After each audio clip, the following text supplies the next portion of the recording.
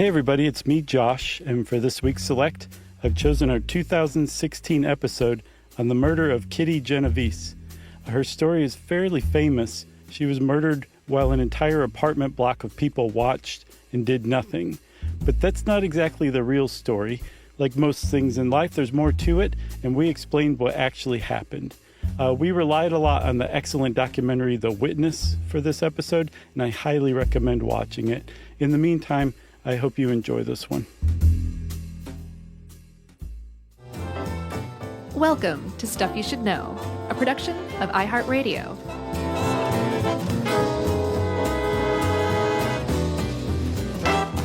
Hey, and welcome to the podcast. I'm Josh Clark, and there's Charles W. Chuck Bryant, and there's Jerry. So this is Stuff You Should Know, podcast. True crime edition, actually. Yeah. But so much more than just a single crime. Agreed. A crime that echoed throughout a city, throughout the world, throughout decades. And it's true, man. Like, there are very few crimes you can point to that had more of an impact than the murder of Kitty Genovese. Agreed. And there are a lot of true crime podcasts out there. We are not trying to become one. No. This is just something we do from time to time. Sure. As I researched this, and as I watched, did you watch The Witness? Of course. The documentary recently. On Netflix right now. It is, HBO documentary. And I was disturbed, and I'm glad it finally covered it in the documentary, but I was disturbed that Kitty Genovese, and we'll get to her murder, but very quickly she was murdered and became the symbol for people not helping out. Right. What came to be known as bystander apathy or the bystander effect, that the more people who are around, the less likely anyone is to help. Yeah. So she became such a symbol that you never hear about Kitty Genovese and who she was as a person. And that was one great thing about that documentary. There are multiple great things about it, but that it really talked about her and showed her and revived her spirit. Which I was really looking for, because even in researching online, it's hard to get a lot of information. So some even contemporary articles still aren't mentioning that she was gay. Well, yeah, her own brother who made the documentary didn't know that she was gay. No, it's true, but it's been out since, I'm not sure when actually that came out. It was just this year. Oh, okay. So it was fairly new. This year, last year, yeah. I thought it was in the last 5 years, maybe. So, in honoring that, why don't we talk a minute about Catherine Genovese, Kitty? Yep. Born in 1935 in Brooklyn to Vincent and Renelle Genovese, Italian-American parents. And it's weird. I don't see... Oh, yeah. Rachel was her mother's name. She was Rachel Petroli at first. So they lived in Brooklyn, and she was very well loved in school. Yeah, she was like the leader of her clique. Yeah, and she was apparently a lot of fun and a good mimic of her teachers, and she was voted class cut-up in her senior year graduating class. She went to an all-girls school in Prospect Heights, and it was just, by all accounts, this vivacious, fun-loving, really sweet lady. Yeah. Or girl at that point. Her little brother, Bill, who ended up being featured in the documentary The Witness, was just in love with her. She was just amazing to him. They had a very special relationship. Yeah, I think she was about 13 years older than him. Yeah, quite a bit. Maybe 12 years older. I had a sister like that, and there's a very special relationship. There's none of that sibling rivalry. Yeah. They're not old enough to be your mother. It's just it's a unique situation to be a younger sibling and to be able to inherit like all that worldly wisdom. Yeah. And they're going through all their own things and their own struggles and their own travails, but to that 13-year-old younger brother, they know everything, and they're the coolest person walking the planet, and they're the kindest person walking the planet because they've lived long enough to like figure out some of the major stuff, you know? Yeah, even my own sister is only 6 years older, and we very much had and still have that relationship where, and she and my brother are great now too, but you know, when you're 2 or 3 years apart, there can be a little bit of the knocking of heads. But by the time I came along, I was like, my sister was 6. It was perfect. I was a little baby doll for her. Right. So anyway, that was very much the relationship that Kitty had with Bill. Mm-hmm. And it seemed like one of the older brothers always had a little bit of a she always liked him better kind of attitude. Seemed like everybody kind of knew like she liked Bill the most. Yeah, which I kind of felt bad for, but that's just those family dynamics, man. The thing is, whenever you do start to kind of talk about somebody who's died, especially someone who's died violently and young, it's easy to canonize them. Sure. Oh, yeah. Really put them up on a pedestal and forget their flaws. And of course, I'm sure Kitty had tons of flaws, but she didn't seem to have any from what I'm gathering that were, just terrible flaws or that made her like a bad person. She seemed like she was like a overall above average great person. Yeah, agreed. So New York was getting too dangerous for her family, they thought, to have all these kids. So they moved when she graduated high school to New Canaan, Connecticut. And she said, you know what? I'm staying here in New York. I'm 18 now. I love it here. She got married for a brief time to a guy, what was his name, Rocco? I don't remember his name. It's either Rocky or Rocco. And in the documentary, Bill tries to get in touch with him. He's like, because he found out she was gay and was like, we didn't even know this. I think Rocco can help shed some light. And he very respectfully asked for his own privacy. He said, my relationship with Kitty will remain forever a mystery. Yeah. It's like, that's an odd response. It was. I think he just didn't want to. I mean, if she was gay and they were married for a short time, he either didn't know and maybe felt the fool, or he did know and was maybe trying to do right by her in some way. Sure. Either way, he didn't want to talk about it. Right. But she worked as a secretary for a little while. She was a waitress for a little while. Eventually, she was a bartender, and then became bar manager at a place in Hollis, Queens called Ev's 11th Hour. That is a great bar name. Well, and from all accounts, it was one of those wonderful neighborhood bars. Opened at 8 a.m.? Yeah, where the people were in there getting sauced pretty early in the day. Sure. And everyone knew everyone, and everyone loved Kitty, and she helped take care of everybody, but was very much an independent kind of firecracker of a woman. Sure. Drove a red Fiat. Convertible. Her dad used to tease her about, like, when are you going to find the right guy? She was like, I make more money than any guy I would go out with. I don't need that. Which is, I guess, 1960s for dad, I'm gay. I'm gay. Yeah. And I can't say it. But she did make pretty good dough as the bar manager. And then in March 1963, she met a woman named Marianne Zelonko at Swing Rendezvous. It was an underground lesbian bar in the Village. And they moved in together shortly thereafter. Yeah. And Kitty actually used to bring Marianne home with her to visit, but her family was all like, well, they're just good friends and roommates. Right. It's the 60s. Right. The early 60s. Yeah, and there's an audio interview with her in that documentary that's really touching. Mm-hmm. She didn't want to be on camera, but Bill was able to speak to her. And I think what was so compelling about this documentary was that it was a search of a man looking for closure. It's a harrowing, sometimes almost unbearable to watch. Yeah. Search. It was tough. I mean, like, he's at odds with his family here or there. Yeah. He's just doing things where if you watch it in the context of the documentary and you just follow along the documentary, it all makes utter and complete sense. Right. But then if you stop and remove yourself long enough to be like, this is a documentary, which means this guy really did this stuff. Yeah. And there was a camera following him along while he was doing it. I was like, I couldn't have done half of it. Oh, I know. He just, at one point he calls it an obsession, but it's not, he doesn't come off as obsessed. Right. Agreed. All right. So let's detail the crime, and then we will take a break after that. How does that sound? Yeah. All right, so flash forward to March 13th, 1964. It's 3:15 in the morning, and Kitty Genovese is, as she often did, was making her way home from work late at night as a bar manager. Yeah. And was being trailed by a man. a man by the name of Winston Moseley. Yes, who is definitely the villain of this story, but is not the only one, it will turn out. Right. So Kitty was 28, and at the time she was killed. And Winston, her killer, was 29, just turned 29, I think, like a week or so before. And I think you said this is March 13th, Yeah. 1964? Yeah, he was married with a couple of kids. Yeah, his wife, Elizabeth, worked the night shift. She was a hospital nurse. And Winston's mother stayed at home with the kids.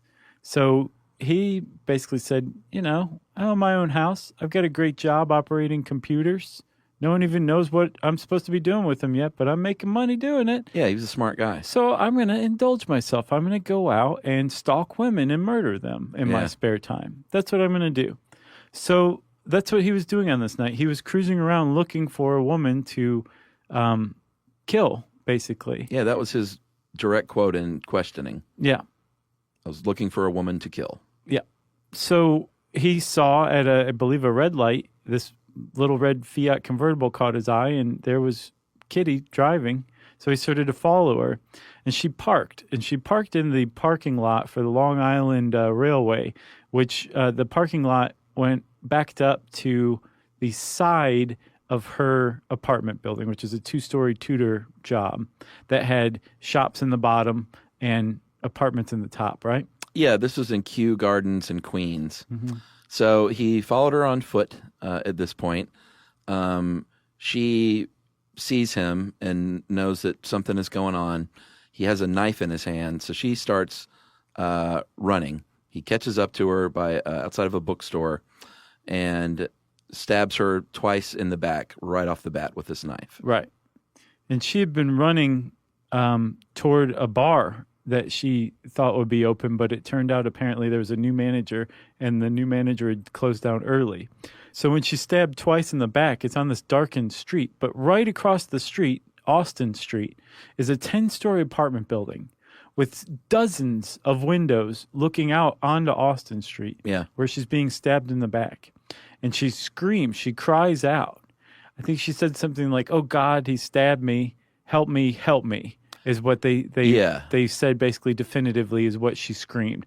And people who were witnesses to this recounted that one guy said that he was, I think, a 10 or 11-year-old kid who was inside one of the apartments in the Mowbray apartment building, and that he was awakened from a deep sleep. The scream was so loud. He said it was the loudest thing he's ever heard. Yeah. So she screams, and a man living in the Mowbray apartment buildings opens his window. What's his name? Yeah, Robert Moser opened his window and screamed out, "Hey, get out of there. What are you doing?" And Moseley took off. Yeah. Took off running away. He's very frequently misquoted as having said, like, "Let that girl alone." But even by his own words, in his own testimony, he said, "Hey, get out of there." Yeah, at any rate, he scared him away. Right. So in between that time, about 30 minutes passes. Kitty makes her way around to the vestibule of her own building, right? Yeah. And goes inside the vestibule, and like you think the horror is over for her. She could probably survive these wounds. Right. Is in shock, I would imagine. Mm-hmm. And then Moseley went to his car, kind of checked out the building, saw that some lights had gone on, and reasoned to himself, no one's going to do anything.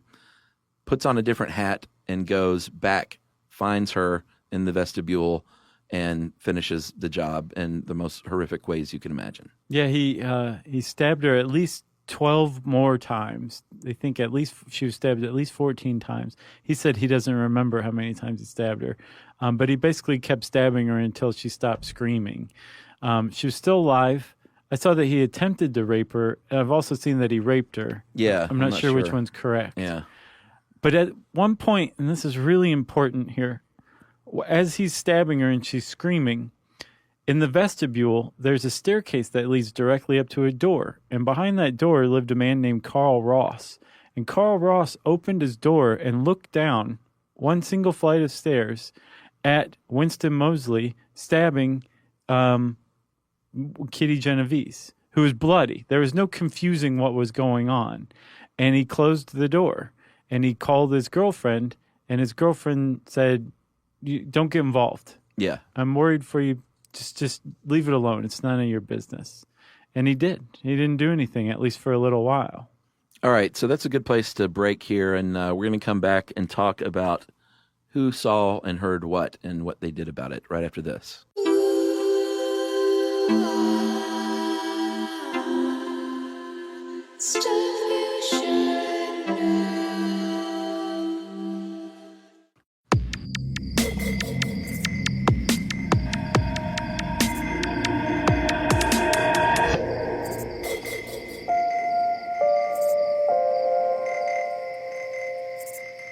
All right, so at this point, Kitty Genovese is not dead yet, but dying in the vestibule.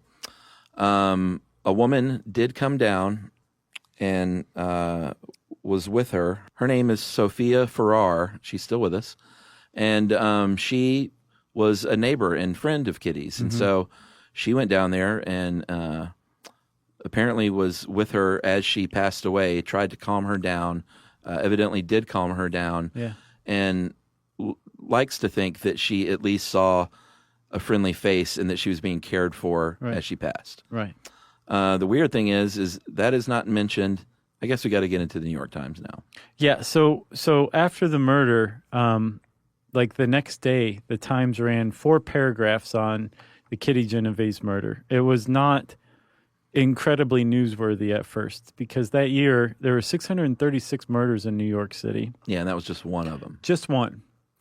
But a couple weeks later, the city editor of the New York Times, a guy named Abe Rosenthal, who's a legendary journalist, was having lunch with, I believe, the police commissioner of the NYPD. And the commissioner said, did you hear about that Genovese murder? That's one for the books. 38 people standing around watched the whole thing.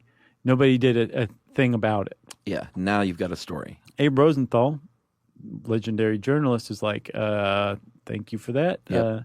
Here's my Diners Club card. I have to go now and get this story done.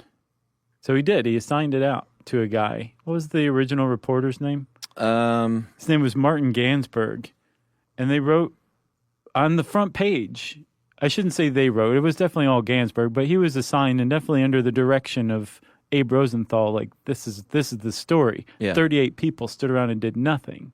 Yeah, the title of the article was 37, it was 37 at the time, 37 who saw murder, didn't call the police. And basically the entire article and the entire narrative from that moment forward for decades was A, not about this woman at all, hardly. Right. She became a symbol. B, not necessarily even about the crime, but about the crime of these people who didn't, the crime of apathy for these 37 or 38 people. But it was very much misconstrued in the New York Times to the point where in 2004, they all but wrote a retraction with new information.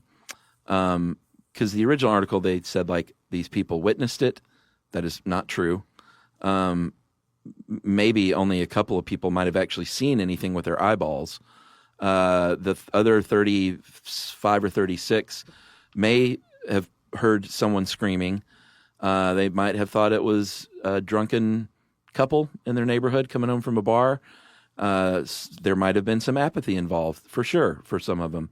But to characterize this as 37 or 38 people witnessed this horrific crime and literally shut their doors and windows to it was not accurate at all. Right. They said specifically, well, the way that they put it was that the way the story read was that 38 people had watched this murder, which took place. They misreported that there were 3 attacks and that the man had been chased off twice and came back 2 more times. Yeah. But that this whole thing had taken place over 30 minutes, this long, prolonged attack, and that 38 people had just been sitting there watching it, doing nothing. And that is definitely a mischaracterization of what had happened. Like you're saying, for the most part, people were ear witnesses, not eyewitnesses. There were certainly not 38 eyewitnesses to Right. it. And most people weren't in a position to do much, if anything, about it, certainly physically. But I don't know if you could call it like a retraction, because the point that Abe Rosenthal, he never apologized for it ever. Even in the documentary he's interviewed. Yeah. He's like, this is great. I'm glad that it did what it did. Yeah, sure. The point is still there, that there was apathy in that there were two people who could have done something and they didn't. But then from what the other witnesses said, the scream was pretty clearly not a purse snatching and not a couple fighting drunkenly. Right. That it was a violent crime being committed on this woman, and people still didn't do anything. Yeah, they misreported possibly that no one called police. Apparently, perhaps up to 3 people called the police, although police logs showed only 1 call came in. And it may be a case of these people now telling themselves, like, I called the cops, I did something, Sure. when they may not have. They did not report at all that Ms. Farrar had gone down to be with her. She was not mentioned ever. So I kind of went from feeling like, yeah, this bystander effect, it had good. It led to the 911 being created, apparently, in some ways. And people study this in class, and it raised awareness. So, if they stretched it a little bit, then it had a good effect. That's what Abe basically... That was his position. That still is his position, but... Well, he's dead now. Oh, did he finally pass away? Yeah. And then I finally came around and be like, no, the truth is what you should print. And if you're a reporter and you run a story, right, you should print the truth and not some sensationalized version of it to sell newspapers. No, absolutely. I agree with you. And I think the one thing that you can hang on Abe Rosenthal is that that story was definitely fashioned in a manner to be as sensational as possible, to shock and outrage the public as much as possible. Yeah. But I still think it's rooted in the basic fact that there was apathy involved, and that it possibly allowed Winston Moseley to finish the job, that Kitty Genovese might have survived had somebody done more than just sit up, look out their window, and go back to bed. Yeah.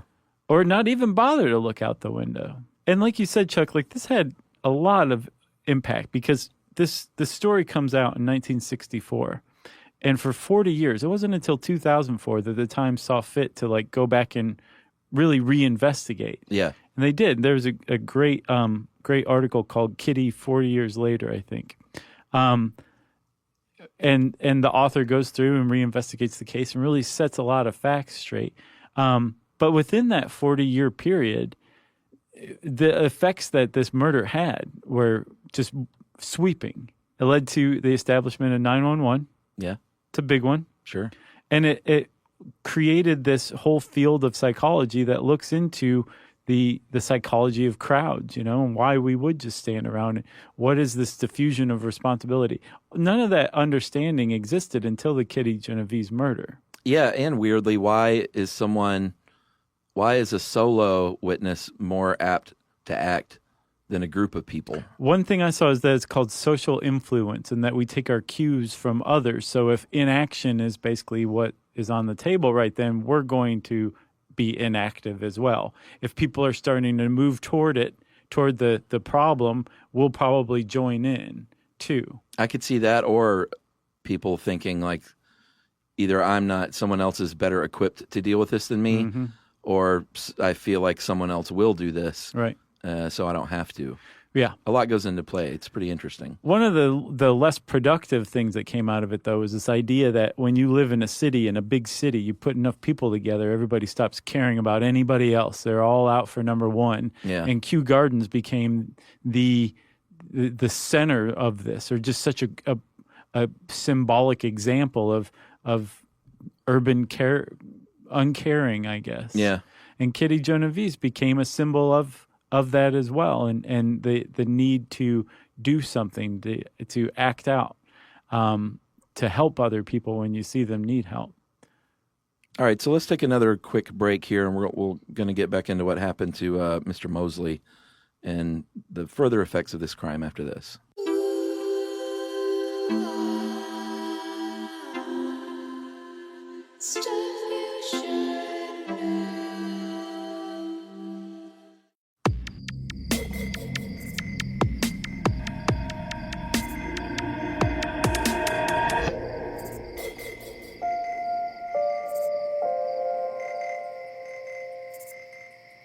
So a week after this murder, Mosley was breaking into a house.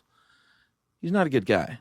No, he was a terrible guy. He was beyond being a sociopath and a psychotic, was just a burglar, and he was just straight up robbing a house one day of a television, and one of the neighbors saw this, called the cops. Cops came and arrested him. No, that's not true. What? The neighbor. Here's the thing. This is the great ironic twist of the Kitty Genovese story. He went to a different neighborhood. He was robbing a house, and the neighbor said, "Hey, what are you doing?" And he started to run from the house. The neighbor chased him and tackled him and held him until the cops came. Oh, well, yeah. He called the That's how he cops. went down. Intervention. Yeah. But Not my point- apathy. Intervention. Right. A week later. Yes. Okay. So at any rate, he calls the cops. He gets arrested, and very, matter-of-factly says that he killed Kitty Genovese. And not only that, but he killed supposedly two other women, a woman named Barbara Kralik.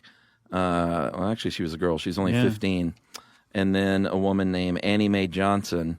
And apparently both of them had been sexually assaulted. And he was never tried for those, but he did plead not guilty by reason of insanity, which did not work. Was sentenced to death, and by luck of timing, was able to appeal, and the death penalty had gone away for most crimes in that time period. And he was resentenced to life in prison. Yeah, supposedly the prosecution had withheld some evidence about his mental state during his sentencing, so he was able to get it reduced. So he was hanging out, doing his time, and he was in Attica, I believe, and he had injured himself and was being taken to the hospital. And on the way there, he got the gun away from the guard who was escorting him and took off. And for, I think, 5 days, he basically, just the city of Buffalo was in mortal fear of the fact that the guy who murdered Kitty Genovese was now on the loose in their town. And they were afraid, rightfully so. He raped one woman. When the cops closed in on him, he got a hold of 5 people and held them hostage in a standoff that lasted for a little while with the FBI before they finally got to him. He was a bad dude. So they sent him back to prison, and they said, "You're not getting out of here ever." Yeah, he was later a part of the Attica prison riots as well. And the one lady that he killed, he burned her alive.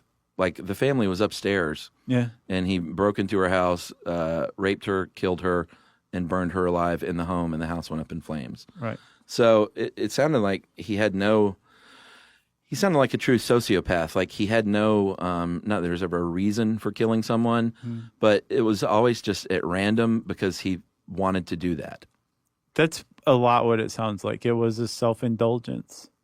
So in the documentary, very powerful scene where the little brother of Kitty, who it's told through his eyes, interviews and sits down with one of the sons of Mosley.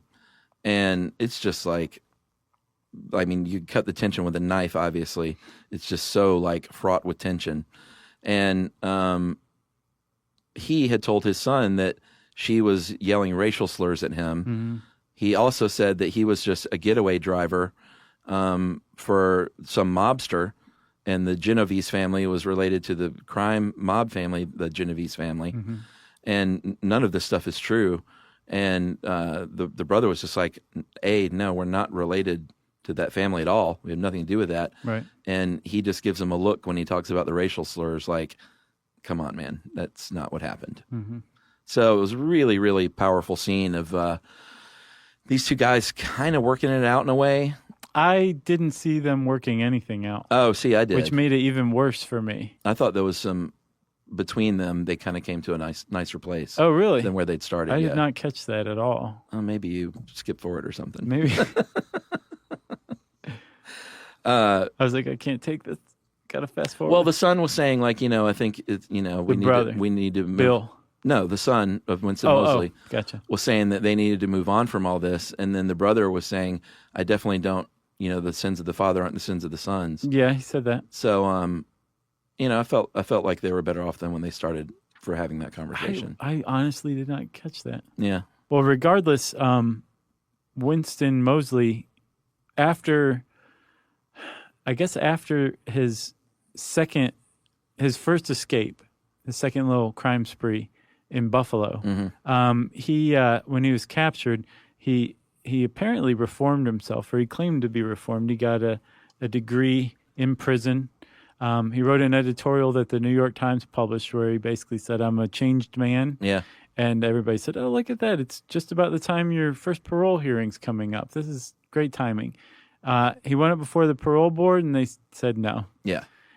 He went up before the parole board again. They said no. He went up 18 times. When 18 times the parole board said no. Yeah. I think the last one was just a couple of years before he died, but he died in 2016 at age 81 in prison.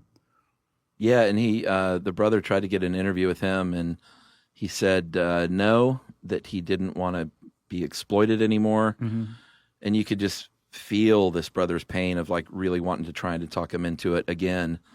And basically the people that were the go-between were like, yeah, you can try. We can't keep you, but he's not going to change his mind.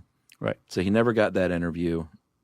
But I feel like I don't think he was looking for answers. I mean, in the documentary, he went back to many of these apartment windows just to look at what their vantage point might have been. He got an actress to recreate what the screaming would have sounded like from down there on the street, which was very chilling scene. And I don't know that he was looking for, like you said, he was at odds with his family at times. You could tell the one little brother was like, man, this is hard on all of us, so you need to stop. Right. But I don't think he was necessarily looking for the closure in that I want to find out for sure if these people could have stopped it. I think the closure comes more in the journey of learning about his sister and learning as much as he can about this case. Right. It's really interesting. It was very interesting. That 2004 Times article, and then now this documentary, has definitely exonerated Kew Gardens as a whole. They've said, no, there's way more nuance to this. There's way more. Yeah.